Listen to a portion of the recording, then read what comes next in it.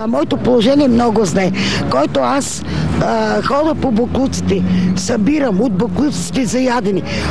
В апартамент съм, в Люлин, блок 013, първият микрорайон. Трай се сега ти, да изкажа моето положение.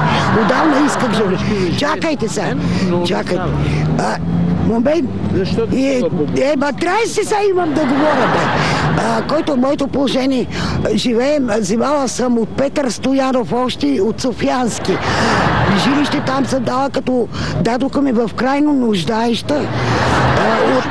Ме стига говориш, бе. Ами защо си ядоса? Аз живея с... Чакай да си говоря, ама трябва си, че искам да си изказва, бе. Моля ти, трябва си да си изкажа, бе.